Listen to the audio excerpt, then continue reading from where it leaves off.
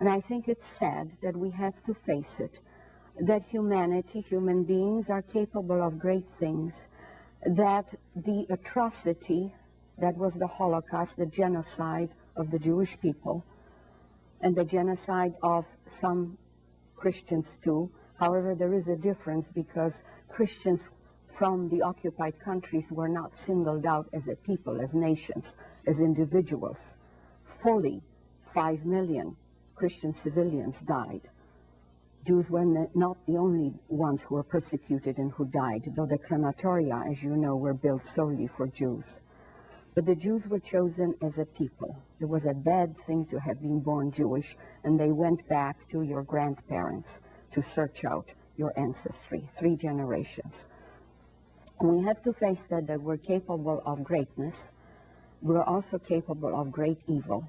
And during the Nazi period, the German people either chose willingly to do evil or stood by, the majority stood by, permitted it to happen. We have free will.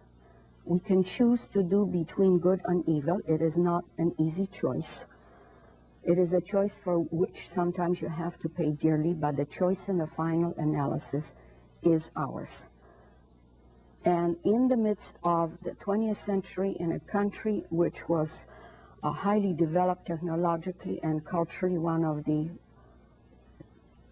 centers of culture in Europe, an atrocity of the kind unheard of, unknown in history happened. And I think we have to remember that. I wish I could say, as I believed when I was freed, that something like that will never happen again, that people will have finally learned the lesson.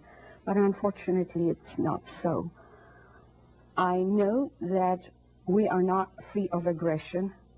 There probably always will be war and bloodshed. Such is the nature of humanity, but we have to watch for it and at least try to temper that aggression and to learn from the past. It is a lot easier today to kill people. You don't have to experiment with gas vents or ditches where they shot Jews with a bullet in the back of the head.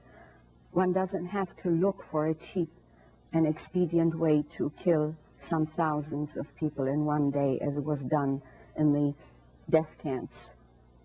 Today, there is germ warfare, there is atomic destruction. It's a lot easier to identify people through the computer system, who you are, where you live, and it's very easy to destroy not just a segment of the population, but an entire population. So we have to live with that. The Holocaust showed us what we are capable of. At the same time, to remember that we're capable of compassion, of love, and we're capable of choosing good rather than evil.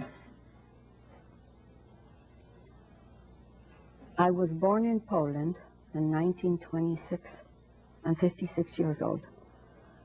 I was born into a middle-class family. My